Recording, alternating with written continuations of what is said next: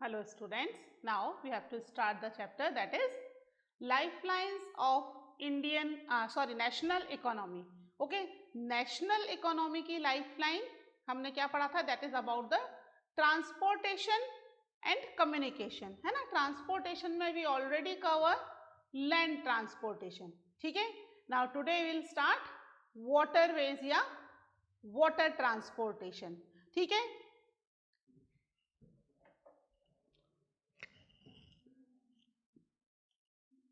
Water veg या water transportation कह लीजिए, एक ही बात है ना? लैंड ट्रांसपोर्टेशन के बाद सेकेंड नंबर पे वाटर ट्रांसपोर्टेशन है. This is cheapest mode of transportation, सबसे सस्ता ट्रांसपोर्टेशन है ना? हैवी और बल्कि मटेरियल को ट्रांसपोर्ट करने के लिए बल्क में, है ना, एक साथ बहुत सारा हैवी मटेरियल है तो उसको ट्रांसपोर्ट करने के लिए वाटर ट्रांसपोर्टेशन जो है वो यूज में आता है, ठीक है? इसके साथ ही water transportation fuel efficient and eco friendly भी है ना? फ्यूल, बहुत ज़्यादा फ्यूल इसमें नहीं लग रहा, साथ में ये इन्वायरमेंटल फ्रेंडली है ना? इन्वायरमेंट को डिग्रेड नहीं कर रहा, खराब नहीं कर रहा है, ठीक है? तो वाटर ट्रांसपोर्टेशन बहुत ही इम्पोर्टेंट है for the economy of any country. अगर इंडिया की बात करें तो इनलैंड ट्रांसपोर्टेशन, इनलैंड पता है ना आपको क्या है? वाटरवेज दो तरह के हैं. कौन कौन से देखे थे waterways? One is the inland. क्या होता है inland? With in the country जो वाटर ट्रांसपोर्टेशन हो रहा है, वाटरवेज के थ्रू ट्रांसपोर्टेशन हो रहा है ना?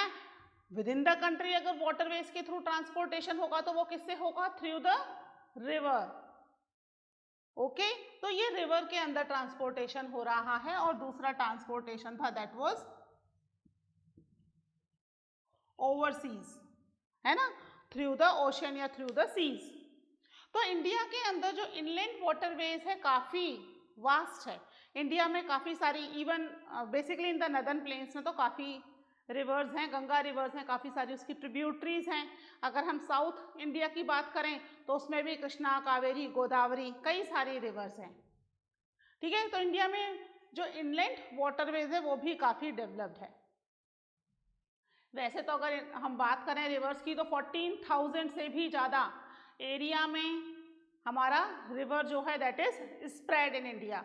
लेकिन जो हम वाटर ट्रांसपोर्टेशन कर रहे हैं इनलैंड वाटरवेज वो 5,000 प्लस एरियाज में कर रहे हैं, ठीक है? उससे ज़्यादा में नहीं कर रहे, केवल इन्हीं एरियाज में हैं.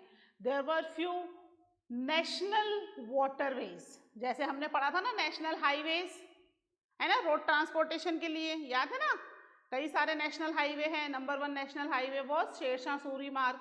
ऐसे ही वाटरवेज में भी बेसिकली कुछ नेशनल वाटरवेज भी हैं जिनके बारे में आज हम पढ़ेंगे.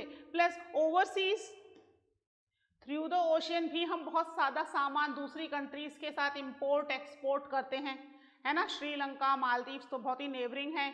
इसके अलावा और सभी कंट्रीज के साथ हमारा ट्रांसपोर्टेशन चलता है, चाहे वो अमेरिका हो, यूएसए हो, ब्रिटेन हो, ऑस्ट्रेलिया हो, अफ्रीकन कंट्रीज हो, सभी कंट्रीज के साथ major import export that is through the waterways.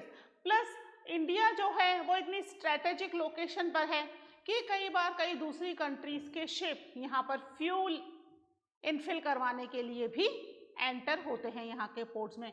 तो इंडिया में काफ़ी सारे पोर्ट्स हैं, है ना? पोर्ट्स कहाँ होंगे? ओशियन के आसपास, अरेबियन सी और बे ऑफ बंगाल एरियाज में पोर्ट्स हैं, ठीक है? तो हम उन पोर्ट्स के बारे में भी डिस्कस करेंगे आज, ठीक है? तो फटाफट से अपनी कॉपी निकाल लीजिए और हेडिंग डाल लीजिए वाटरवेज. चलिए लिखें first point. Okay, now start. Right first point, waterways are the cheapest means of transport, है ना? सबसे सस्ता ट्रांसपोर्टेशन हो रहा है through the waterways. Next point लिखिए, they are the more suitable for carrying heavy and bulky goods. ठीक है, next point, heavy and bulky goods, they are the most suitable for carrying heavy and bulky goods। ठीक है, third point लिखिए इसी में ही, it is a fuel efficient and environmental friendly mode of transport। ठीक है, fuel efficient है, बहुत ज्यादा फ्यूल का इसमें यूज नहीं हो रहा है, प्लस जो फ्यूल यूज हो रहा है उससे एनवायरनमेंट भी डिग्रेड नहीं हो रहा है, तो plus it is environmental friendly या इको फ्रेंडली। ठीक है, इको फ्रेंडली भी है। ठीक है, इंडिया में लगभग 14,500 किलोमीटर ऑफ लेंथ है वाटरवेज की, जिसमें से केवल 5,685 kilometre are navigable by mechanised vessels. ठीक है, काफी कम एरिया में ही इनलैंड वाटरवेज किया जा रहा है, जितना है उसके हाफ से भी कम। ठीक है, चलिए इसके बाद नेक्स्ट पॉइंट डालिए, the following waterways have been declared as the national waterway by the government. ठीक है, कुछ वाटरवेज को नेशनल वाटरवेज डिक्लेयर कर दिया है गवर्नमेंट ने। ठीक है, लिखिए इसके अंदर फर्स्ट लिखिए national waterway number 1, first point डालकर लिखिए नेशनल वाटरवे नंबर 1। कौन सा है national waterway number 1? The Ganga river between Allahabad and Haldia. ठीक है, this is the national waterway number 1। Next point डालिए नेशनल वाटरवे नंबर 2। ये जो वाटरवेज हम लिखेंगे नेशनल वाटरवेज, इसके अलावा भी बहुत सारे वाटरवेज यूज हो रहे हैं, but government declared these are the national waterways, क्योंकि यहां पर से सबसे ज्यादा गुड्स एक्सपोर्ट इंपोर्ट हो रहा है, गुड्स के साथ साथ पैसेंजर्स भी आ रहे जा रहे हैं, है ना, तो इसलिए इनको नेशनल वाटरवेज डिक्लेयर कर दिया है। ठीक है, नेक्स्ट हेडिंग डालिए national waterway number 2, the Brahmaputra river between Sadiya and Dhubri. ठीक है, this is national waterway number 2। Third डालिए नेशनल वाटरवे नंबर 3,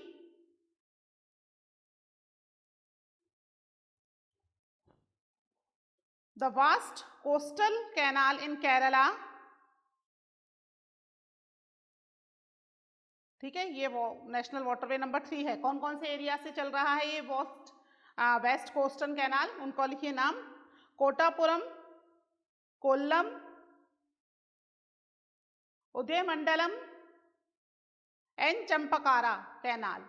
ठीक है, ये कुछ एरियाज हैं जहां से ये वाटरवेज मूव हो रहा है। कौन सा वाटरवे है? This is national waterway number 3। ठीक है, now write the next point, national waterway number 4, specified stretches of Godavari and Krishna river. कुछ स्पेसिफाई लोकेशन में। ठीक है, specified stretches of Godavari and Krishna river along with Kakinada Puducherry stretch of canal. ये canal है, ठीक है, यहां पर भी वाटरवे हो रहा है with Kakinada Puducherry stretch of canal, that is national waterway number 4। अभी तक जो हमने देखे फर्स्ट 2 नॉर्थ इंडिया में थे, बाकी के हम देख रहे हैं that is in the south India. ठीक है, अब नेक्स्ट डाल लीजिए national waterway number 5,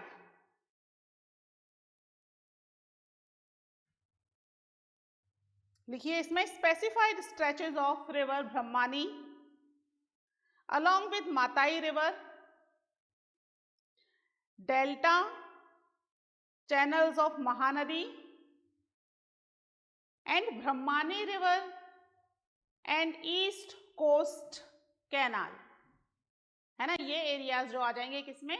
national waterway number 5। इस तरीके से बेसिकली 5 नेशनल वाटरवेज गवर्नमेंट ने डिक्लेयर किए हैं। ठीक है, जहां पर से सबसे ज्यादा ट्रांसपोर्टेशन गुड्स का और पैसेंजर्स का हो रहा है। ठीक है, ये इनलैंड वाटरवेज है, ये ध्यान रखना, ये वाले कौन से वाटरवेज पढ़ रहे हैं हम? दिस इज इनलैंड, रिवर पर जो चल रहे हैं, दीज आर इनलैंड वाटरवेज, है ना, लैंड एरिया में ही हो रहे हैं, ओशन में नहीं हो रहे हैं। ओशन के लिए हम पढ़ेंगे ओवरसीज, तो अभी इनलैंड वाटरवेज चल रहे हैं ये वाले, ठीक है।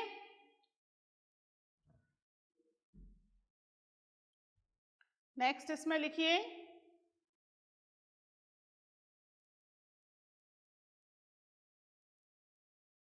मेजर सी पोर्ट्स, ठीक है, नेक्स्ट हेडिंग डाल लीजिए अब, मेजर सी पोर्ट्स या ओवरसीज ट्रेड।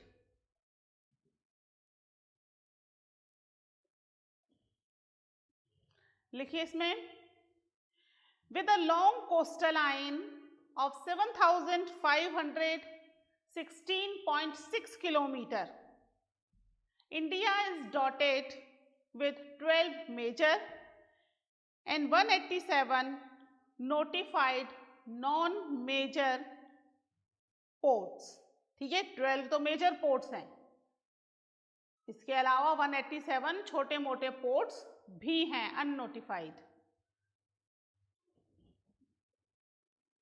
ठीक है। इसमें लिखिए these major ports handle 95% of India's foreign trade, ठीक है, इन्हीं पोर्ट पर 95% फॉरेन ट्रेड इंडिया का इन्हीं पोर्ट से हो रहा है। कौन से? दैट 12 मेजर पोर्ट, इन्हीं के थ्रू हमारा सामान जो है दूसरी कंट्री से इंपोर्ट और एक्सपोर्ट दोनों हो रहा है, ठीक है।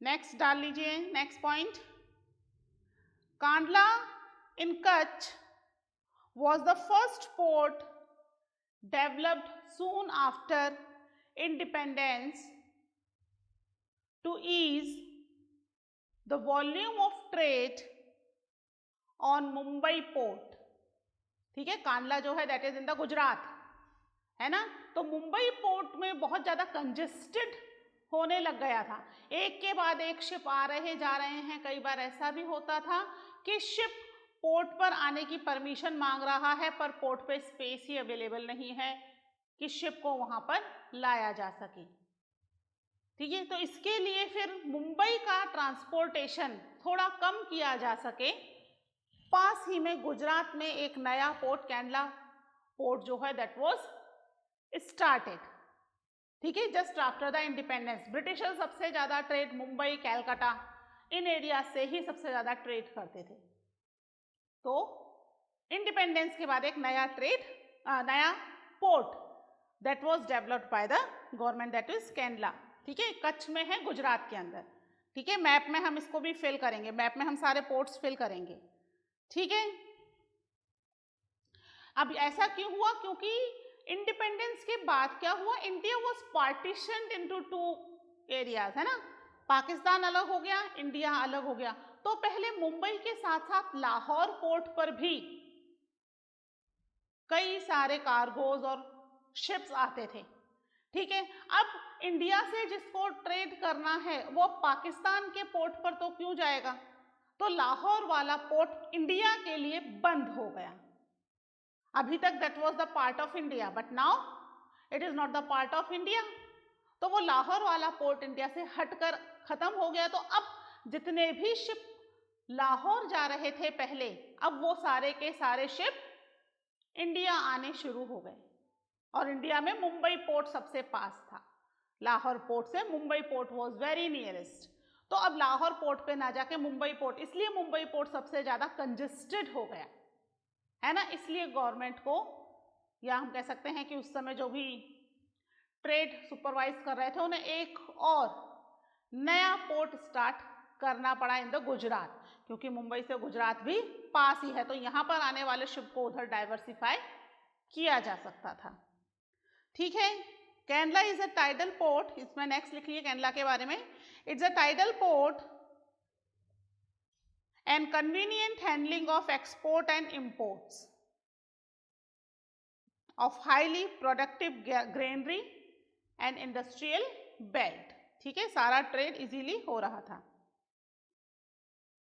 जितना भी सामान नॉर्थ इंडिया से आ रहा था, either it is Jammu Kashmir, Himachal Pradesh, Punjab, Haryana, Rajasthan, Gujarat, यहाँ से जितनी भी ग्रेनरी है या फिर जितना भी इंडस्ट्रियल प्रोडक्ट है वो सारा प्रोडक्ट केरला पोर्ट के थ्रू ही अब इंपोर्ट एक्सपोर्ट होना शुरू हो गया था। एरियाज डिवाइड कर लिए कि यहाँ का पूरा सामान जो है वो कहाँ पर इंपोर्ट एक्सपोर्ट होगा, it is through the Gujarat Kerala port, है ना, कच्छ में। ठीक है, नेक्स्ट लिखिए इसमें, Mumbai is the biggest port with a spacious natural and well sheltered harbour. ठीक है, बहुत बड़ा पोर्ट है, अच्छा खासा नेचुरल ही बिग पोर्ट है वो। इसके अलावा वहां पर ही मुंबई में एक और पोर्ट शुरू किया, कौन सा किया, नेक्स्ट लिखिए, the Jawaharlal Nehru port was planned with a view to decongest the Mumbai port and serve as a hub port for this region. ठीक है, एक और पोर्ट शुरू किया मुंबई के रश को कम करने के लिए, जवाहरलाल नेहरू पोर्ट मुंबई में ही पास में।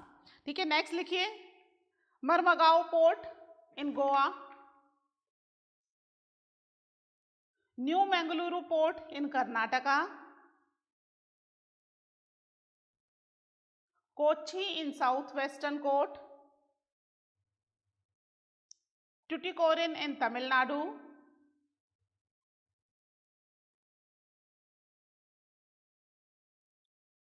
were also few ports to contribute in the trade for Indian economy। ठीक है, ये सभी जो पोर्ट हैं किसी ना किसी स्पेशल आइटम्स को या कुछ चीज़ों को इंपोर्ट एक्सपोर्ट कर रहे थे। जैसे कि मरमगांव पोर्ट है, यहाँ पर आयरन और सबसे ज़्यादा एक्सपोर्ट किया जा रहा था। ठीक है, कंट्री का लगभग 50% आयरन और एक्सपोर्ट थ्रू द मरमगांव पोर्ट किया जा रहा था। इसके अलावा न्यू मंगलुरु पोर्ट है, यहाँ पर भी कुदेरमुख माइन से निकलने वाला जितना भी आयरन और है that is also transported through the new Mangaluru port, है ना। कोच्चि जो है नेचुरल हार्बर है, वहां पर नेचुरली शिप आकर रुक सकते हैं। फिर टुटिकोरिन है तमिलनाडु में, that is also one of the natural harbour, है ना। इस तरीके से कई सारे पोर्ट्स इंडिया में हैं। एक है चेन्नई, इसके बारे में लिख लीजिए, Chennai is one of the oldest artificial port of the country. Next point डाल लीजिए, Chennai is one of the oldest artificial port of the country. It is ranked next to Mumbai in term of volume of trade and cargo। ठीक है, मुंबई के बाद second number पे किसका number आता है, that is the Chennai port. ठीक है, ट्रेड हो रहा है या कार्गो जा रहे हैं वहां से, सब में मुंबई के बाद सेकंड नंबर पे चेन्नई पोर्ट, यानी सबसे ज्यादा चेन्नई से उसके बाद गुड्स ट्रांसपोर्ट किया जाता है। ठीक है, नेक्स्ट लिखिए, Kolkata is an inland riverine port. ठीक है, इनलैंड रिवराइन पोर्ट भी है कोलकाता। ठीक है, this port serve a very large and rich hinterland of Ganga Brahmaputra basin being a tidal port.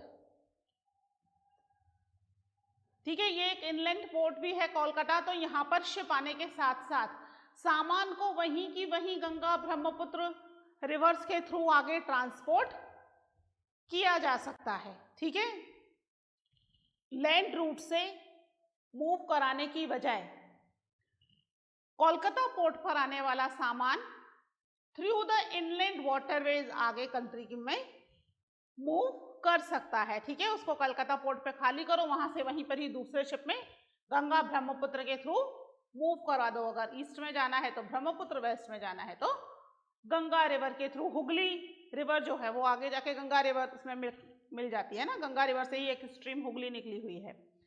ठीक है, फिर उसके अलावा एक और पोर्ट लिखिए, Haldia port was developed as a subsidiary port in order to relieve growing pressure on the Calcutta port। ठीक है, Calcutta port was also one of the port which has so much of trade, क्योंकि inland भी है ना, तो इसलिए एक और पोर्ट खोलना पड़ा, हल्दिया पोर्ट, जो कि कैलकाटा पोर्ट के बर्डन को थोड़ा कम कर सकता था। ठीक है, तो that is about the waterways, है ना। वाटरवेज में we study about so many different ports. ठीक है, इन पोर्ट्स को हम मैप में भी फिल करेंगे। आपको अगर स्टेट पता है कौन सा पोर्ट किस स्टेट में है, जैसे अगर कैंडला है गुजरात में तो गुजरात में उसको मार्क करना है ना। मुंबई पोर्ट मुंबई में मार्क करना है। कैलकाटा पोर्ट कहाँ है, चेन्नई पोर्ट कहाँ है ना, मरमगांव पोर्ट या न्यू मंगलुरु पोर्ट, ये पोर्ट्स किस स्टेट में है वो भी आप ध्यान रख लेना।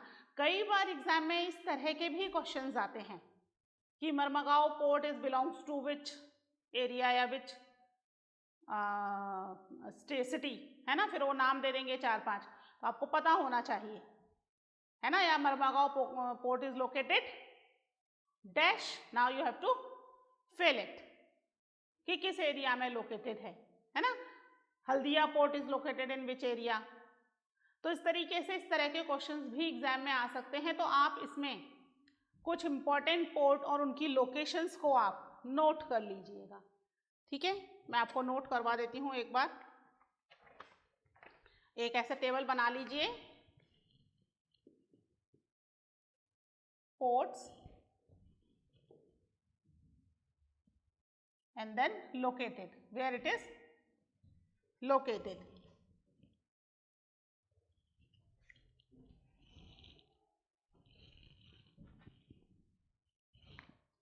ठीक है, यहाँ एक तरफ लिखते जाइए पोर्ट के नाम, कैंडला, ठीक है, कच्छ या आप गुजरात भी डाल दीजिए।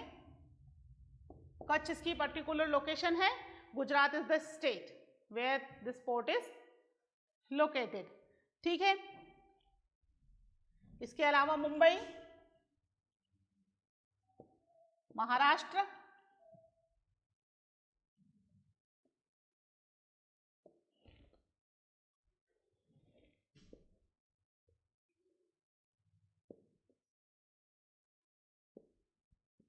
मरमगांव पोर्ट,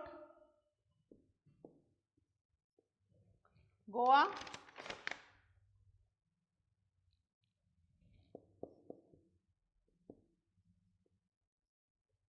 न्यू मैंगलोर, सबके आगे पोर्ट लगा लेना आप, है ना। कर्नाटका,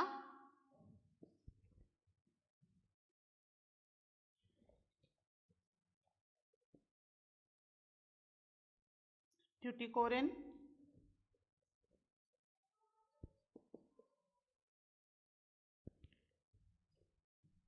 तमिलनाडु,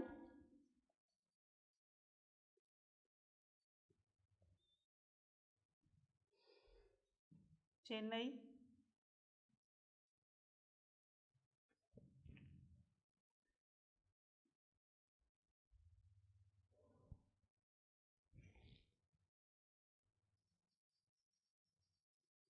पारादीप, उड़ीसा,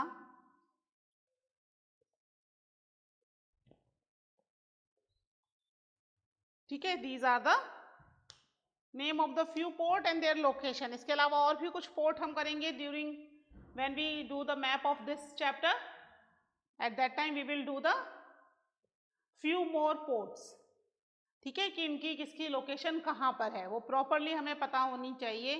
एग्जाम में एक ना एक पोर्ट तो जरूर आता है। ठीक है, इनलैंड रूट तो आपको पता चली गए, there was basically 5 national waterways. उसके अलावा पोर्ट जो हैं, है ना, ओवरसीज पोर्ट, ये इंपॉर्टेंट है, ये मैप में आते ही आते हैं। ठीक है, तो आप ध्यान से कर लीजिएगा, एक बार मैं इसको आपको मैप में भी करवा दूंगी तो आपको क्लियर हो जाएगा। ठीक है, इसके साथ ही हमारा वाटरवेज कंप्लीट हो गया है और अब हमारा इसमें we have to complete the airways. ठीक है, but that airways we will start in the next lecture. Okay, till then take care, bye.